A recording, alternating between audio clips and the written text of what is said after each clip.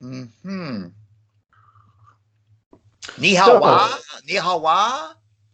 Professor, Practicing, aside practicing. from your racist, you know, Ni hao wa. monologues, tell me a little bit about China. Tell Hmm. me a little bit about what's going on there. Well, President Trump is crushing the Chinese economy. He's threatened to impose high tariffs to compensate for the high tariffs that the Chinese have erected. Their tariffs are so high that they have essentially a closed economy.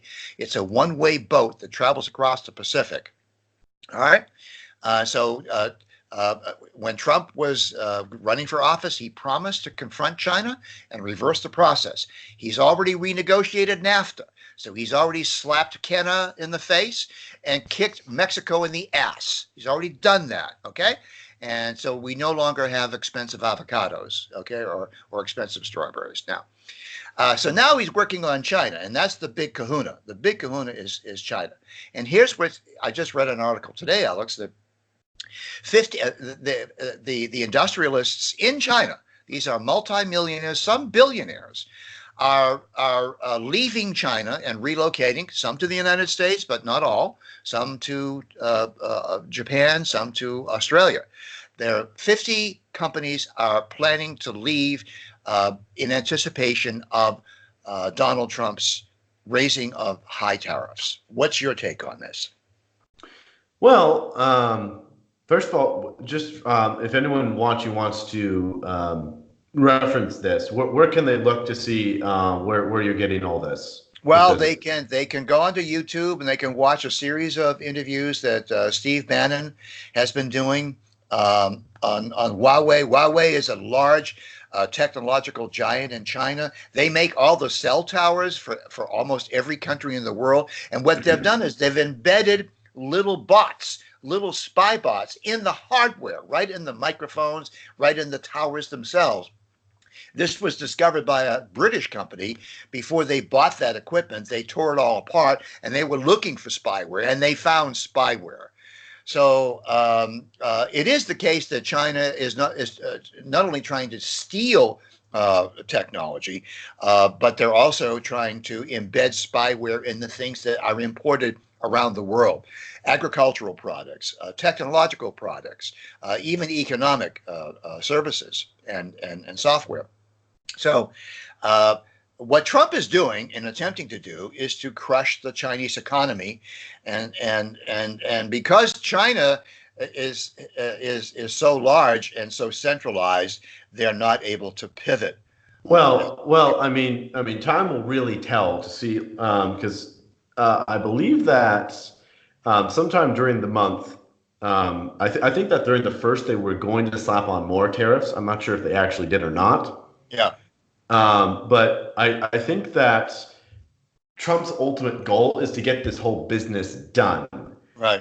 before the 2020 election. Because I don't know if you're aware, but I can't think of one Democrat presidential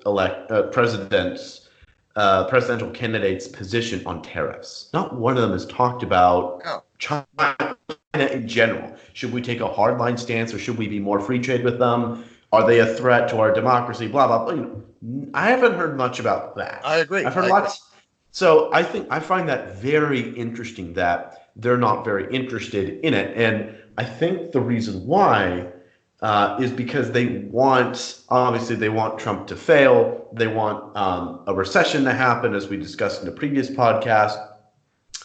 Um, but at the same time, they don't really want to come open about it because you don't exactly win the presidency by saying we need a recession. No, So but you do win the presidency by promising free shit to everybody, and that's all they're doing. All they're doing is promising free shit.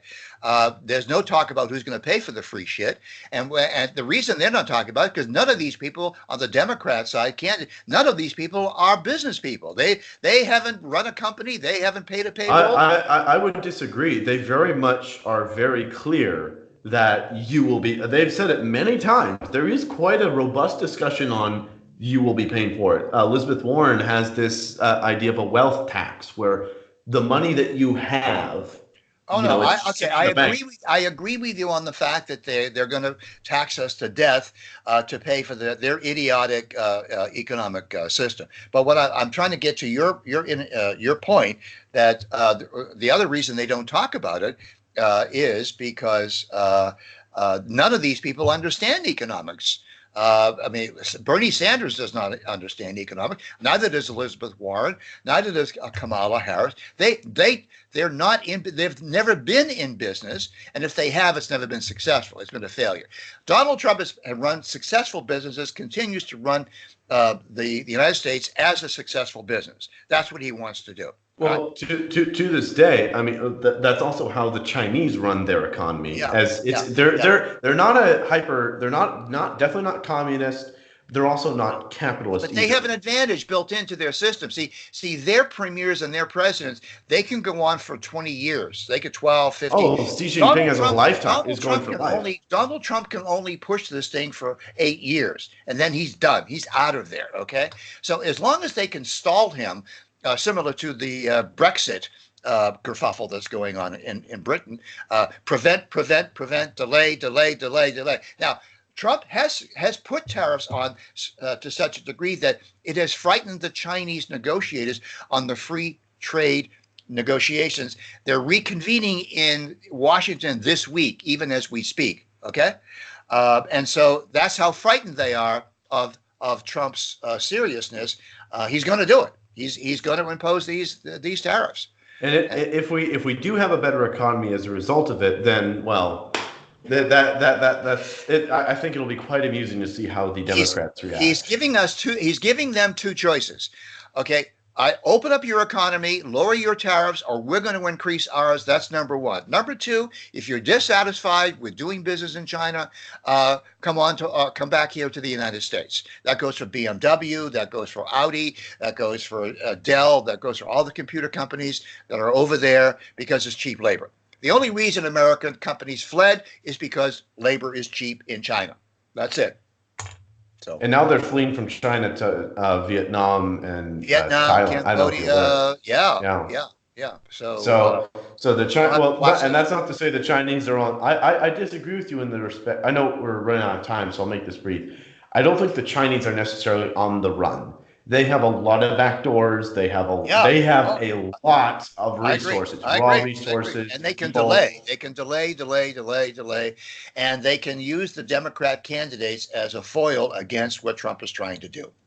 Because we are a democracy, and we're not going to proceed without the approval. So it will be very interesting to see if there is interference or even collusion with the Chinese government. Wouldn't that be the irony of ironies? I'm not saying anything happened. We're going to keep an eye on it, Alex, and it's going to be. You're definitely right, Alex. Trump has to get this done before the election. Period. Anyway, cheers. We'll see you later, Alex. Bet.